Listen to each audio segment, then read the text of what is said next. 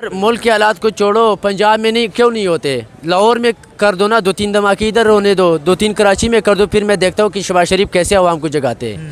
सिर्फ KPK में हो रहे तो इस वजह से वो चुप रहे। उस दिन देखे क्वेटा में वो जो समंदर में तालिबान शहीद हो गई। अगर ये स्कूल की बच्चे होते तो सारे अभी जुलूस निकल जाते। इसको कम से कम इस एक सानहे की वजह से एक सानहे को लेके अलर्ट हो जाना चाहिए, हाई अलर्ट हो जाना चाहिए कि हम अंदर से कमज़ोर हो रहे हैं और दुश्मन इसका फ़ायदा उठा रहा है। ये चाहे अंदरूनी दुश्मन है, चाहे वो लोग जिनको हमने अपना दुश्मन बना लिया है। शरीफ और शहबाज शरीफ की तरह की है।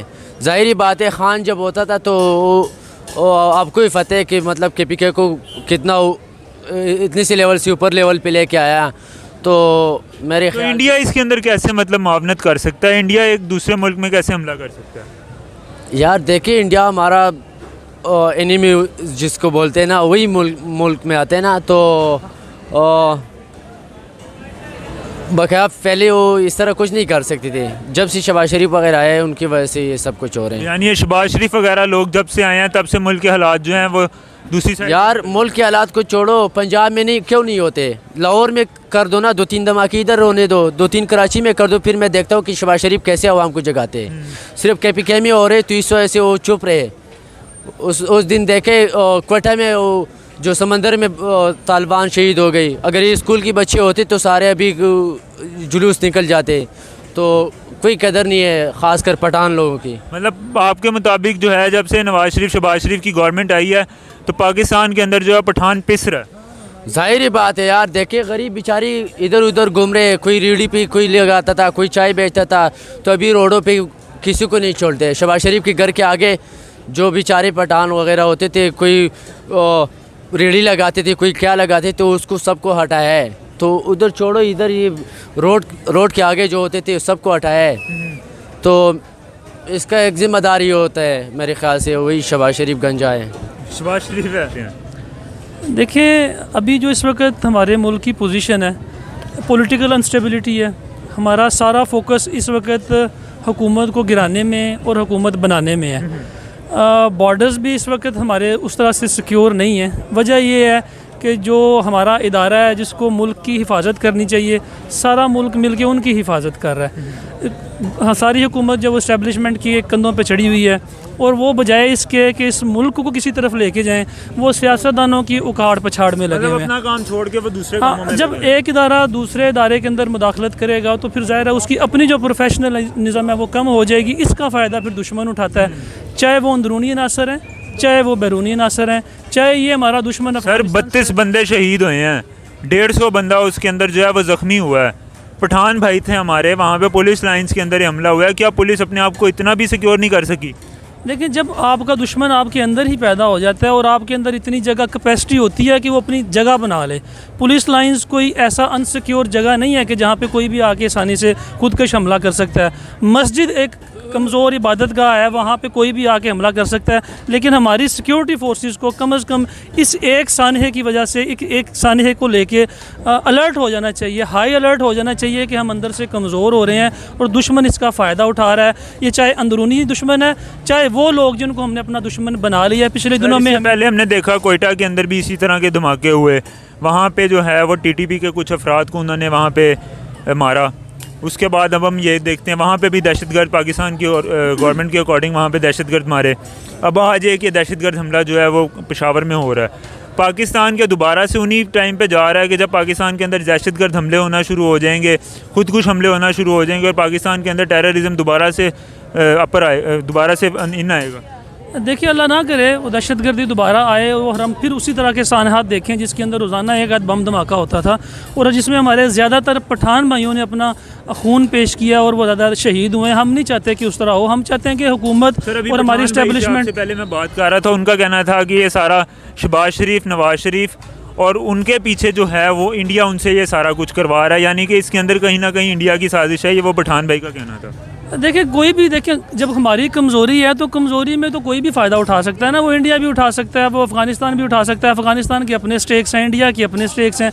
बलूचिस्तान के अंदर जो वो लोग आज़ादी का नारा लगा रहे हैं उनके अपने स्टेक्स हैं और मुल्क को तो गिलगित बल्तिस्तान में भी आज़ादी का नारा लग रहा है, जब जाहिर आपका मुल्क कमज़ोर सिंध में लग रहा है। आपका मुल्क कमज़ोर होगा, आपकी हुकूमत कमज़ोर होगी, आपके फ़ैसले मुल्क से बाहर होंगे, तो फिर आपको तो भी इन सारी चीज़ों का सामना करना पड़ेगा। लोग सर उठाएंगे, लोग सवाल पूछेंगे, लोग अपना हक मांगेंगे।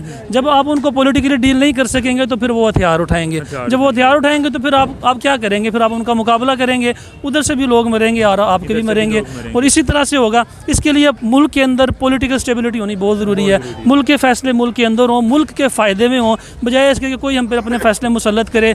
चाहे वो इंडिया हमारे ऊपर प्रॉक्सी वार स्टार्ट करे, चाहे वो अफ़गानिस्तान से बॉर्डर क्रॉस करके हो, चाहे हमारी मुल्क की इस्टेब्लिशमेंट जो है वो अपना काम छोड़ के दूसरों के कामों में मुदाखलत करे। तो हमें मिलजुल के बैठ के आज भी, अगर सारी जितनी भी ये सियासी जमातें हैं, जितनी भी सियासी ताकतें हैं, अगर आज भी मिल के बैठ जाएँ और अपना काम खुद करें, इस्टेब्लिशमेंट को अपना काम करने दें, तो ये सारे मामला हल हो सकते हैं। ये जो लोग आके दहशतगर्द हमला कर रहे हैं, इनका भी कोई ना कोई मोटो होगा, इनसे भी बात हो सकती है कि भाई आप क्यों ये दहशतगर्द हमले कर रहे हैं। अगर आपके साथ कोई जुल्म हुआ है, कोई ज़्यादती हुई है, आपके साथ कोई परेशानी है, तो आप मुज़ाकरात की टेबल के ऊपर आएँ, हमसे बात करें, खुल के सामने आए, हमें पता चले कि ये वजह है, इस वजह से इस मुल्क के जो मुआशी हालात हैं वो ख़राब हो रहे हैं, इस मुल्क के ऊपर हमले हो रहे हैं, चाहे वो मुआशी हमला हो रहा है, चाहे वो दहशतगर्दी हमला हो रहा है। सर, हमने 2014 में भी देखा था कि इसी तरह पेशावर में हमारे जो पठान भाइयों के बच्चे हैं उनको स्कूल में शहीद किया गया था, APS स्कूल का जो सानिया हुआ था।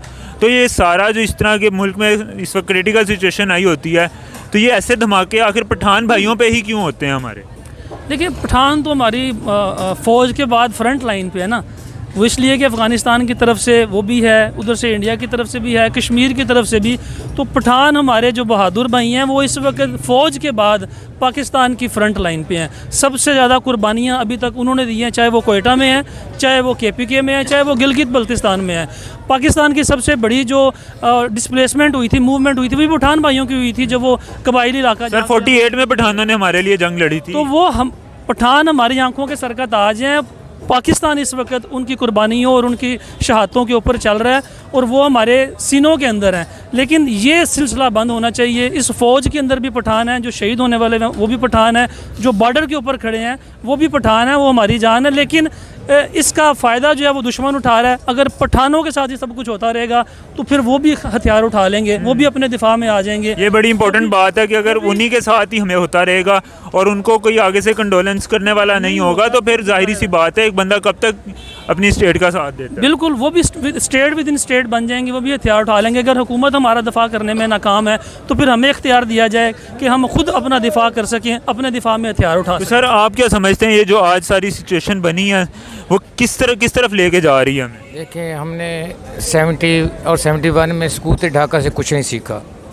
इसकी कड़ियाँ जो हैं इसको हम मिलाएं तो ये इंडिया, अमेरिका इस्तेमाल करते हैं अफ़गानिस्तान को, उनके अपने मफादात हैं।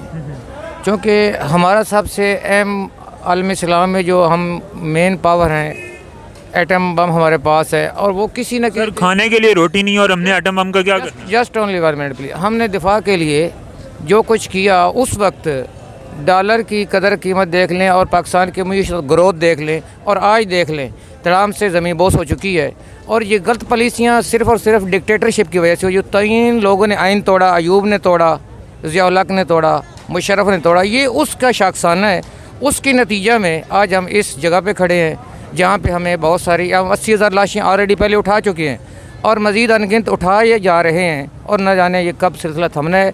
ना हम गिलगिती हैं, ना हम सिंधी हैं, ना हम पंजाबी हैं, ना हम बलोची हैं, ना हम पाकिस्तानी हैं। हमने एक कौम बना, जब तक एक कौम नहीं बनते तब तक ये सिलसिला रोकना किसी इदारे का, किसी हुकूमत का, किसी शख्स का कतन वो इसकी ज़िम्मेदारी नहीं निभा सकता, ना पूरी कर सकता है। बैसीत एक कौम जब हम बन जाएंगे तो सारे तमाम मुश्किलों पे हम अपना अबूर हासिल कर सकते हैं। इसके अलावा तो ये जो पठान भाइयों की आज हमारे 32 जानें गई हैं, उसके हवाले से आप क्या कहेंगे? ये बहुत बड़ा सानिया है जी। इसके लिए पूरा पाकिस्तान क्या लगता है आपको कि साने के पीछे कौन सी जो साजिश है वो मुलव्विस थी? क्या अंदरूनी अनासर थे या कोई बैरूनी अनासर? देखें, बैरूनी अनासर अंदरूनी अनासर को इस्तेमाल करते हैं।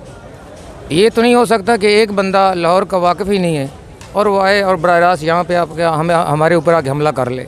लाजमी बात है, ये जो आज़ादी के नारे लग रहे हैं, ये मुआशियत जो हमारी संभलने का नाम नहीं ले रही, और ये आए रोज़ जो मिनी बजट आ रहे हैं, जब ये चीज़ें आती हैं तो वो लोग अपना फ़ायदा उठाते हैं और हमें इस्तेमाल करते हैं। जब तक हम एक कौम नहीं बनते, हम अपनी पुलिस पर नज़रसानी नहीं करते, हम फेयर इलेक्शन नहीं करवाते, हम एक मजबूत हुकूमत और हम नाम नहाज जमहूरी से जान छुड़ाना होगी।